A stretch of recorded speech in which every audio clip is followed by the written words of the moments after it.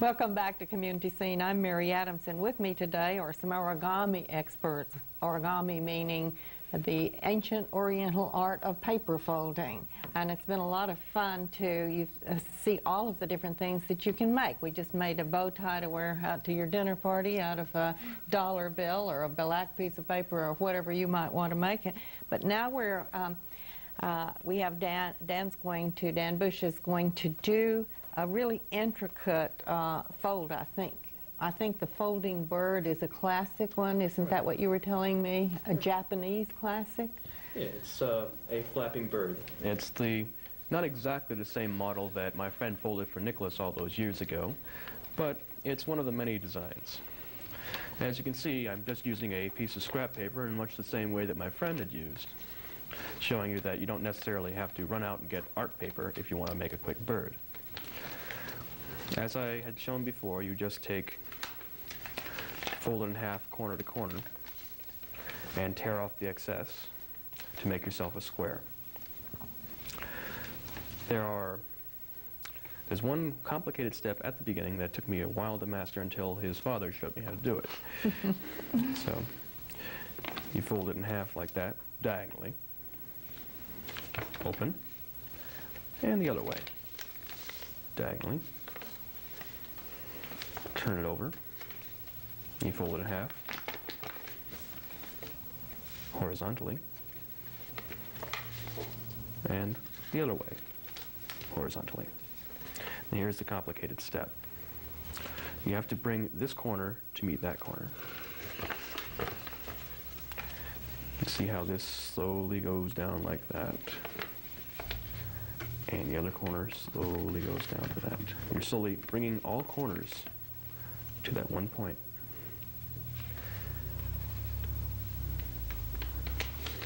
And there you are. So, the next step, move this a little bit, is to start making up the bird. If you could just fold it over as I did, you still have the same shape. You just bring this corner, this edge, to meet that middle crease that was just made. You wind up something that looks roughly like a kite. You turn it over, you do the same kite-making motion, like so. This gives you enough edge creases to know where you're going to continue. You open it up. Excuse me, there was one step. You needed to take that triangle, fold it down, and make another crease. Open up the way you had it at the very beginning. You take one of those corners and slowly bring it up toward yourself, using the creases you had already made.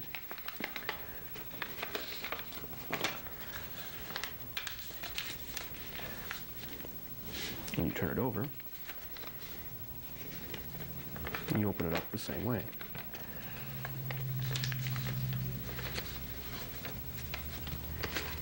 These are going to be the wings. So this is called a bird base. Many birds of various designs are made from this starting point. So you have a little open space there.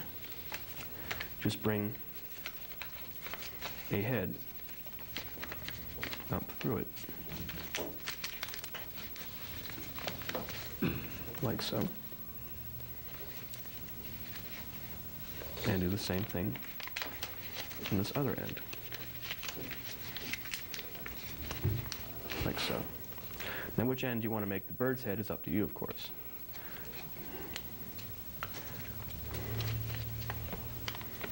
Look at that. Isn't that something? Can you believe what's been done? That really gets a hand. It's a little point. You don't fold all the way up to the corner.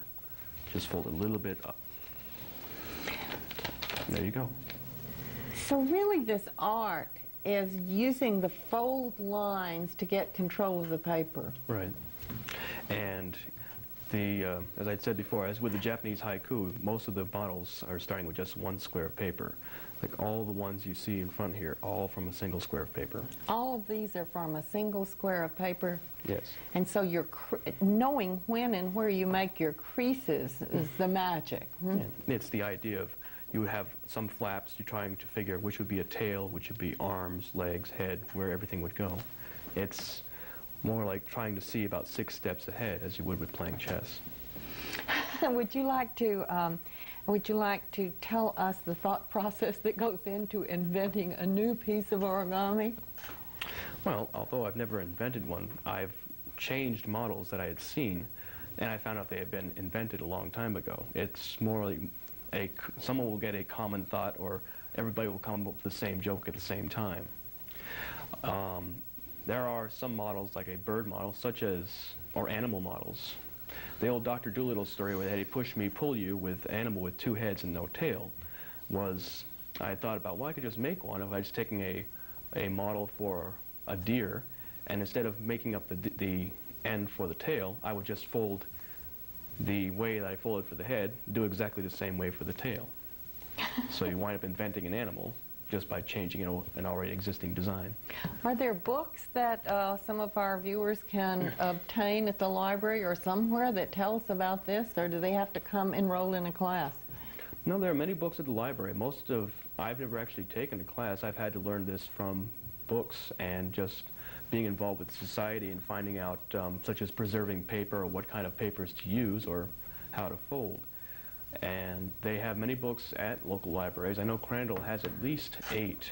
Some of them are still there because I was just there the other day. And we have some of the models that I've folded on display over by the children's section to give an idea of what I can do, not necessarily what I will do because of purposes of time, but it shows them some of the models. All the models that are on display are from the books they have at the Crandall Library. Do you teach classes in this? I know you're going to be doing something with children over at the library, but does your society have regular classes? The Origami Society itself down in New York City has regular classes all the time, but they're down in New York City, so I can't get to them. As for myself, what I've done, I've tried to, actually this is the first time I've really done this as a class, organized with a large group of people. I've done with the children's church, I've done smaller groups like about 15 to 16 children. They, let's see, there are other classes they have. I don't know if they have any formal origami classes in this area. I've never seen them. Well, we have your telephone number on the screen, which is 893-0726. And if anyone wants to learn more about this beautiful and ancient art form, then that's the magic number you call, and maybe you can become a member of the society and learn how to do it. I have a few announcements I would like to make. On Community Scene on the 5th, February the 5th, we're going to have 2 art programs. One is the International Children's Art Museum and Russia, IACA and Russia, and that's going to be obviously involving children in art. And then we're going to have another program that's going to come to us from Lake George, and it's called Artists Choose Artist. And it's an exhibit that's going on up in Lake George. We'll have some illustrations of it. And this was in a case of various artists picking their favorite artists, and so that ought to be fun. On February the 6th, then, Native Hearts Cabin Fever powwow. Now, that obviously is going to be about Native Americans, and it's going to be an interesting show. I'm sorry to say these 2 shows I won't be with you. You're going to have a surprise host, and he will be presenting this. And along with the Native Hearts Cabin Fever Powwow, we're going to have Make-A-Wish Foundation to talk about that program that is going on. The auction tonight on Channel 8 is Collectible Coins with Doug Strodel and Howard Greenholz Jr. It's become an educational program as well as a time when coin collectors can add to their collections, and we really welcome all your calls. It's been very interesting meeting some of you. Tomorrow, Thursday, it's the very popular Earthworks show with Jake Delgadio and Howard Greenholz, and that's the opportunity when you have a chance to maybe get a piece of, what do you call it, Mac? Copra? Dinosaur poo-poo? Who knows? Incidentally, I'm sorry. I've made a mistake, and I don't know how, but IACA is not on tomorrow. Instead, it's Gift of Life with Fred Carvin and Alex Torok. So I hope that correction, I don't know how I made the mistake, but I do make mistakes sometimes. I do want to tell you that LARAC is accepting applications for the 27th Annual June Arts Festival, which is in the Glens Falls City Park. And you can get your applications in if you want to be there. In fact, there's always a limited space. The Arts Festival is June 13th to 14th, but now is the time that you make your applications for it. Also, one other little announcement to make, and it's from Warren County's Soil and Conservation District. It's about time to get your conservation plants and wildlife boxes sale for your wildlife, various kinds, bluebirds, bats, duck boxes, and all those things you might want to put on your place. But there are also many seed mixes that you need. If you're interested in ordering, the order date, it starts on February the 9th and goes through April the 3rd. If you're interested in ordering, you better start getting them in. The number is 623-3119,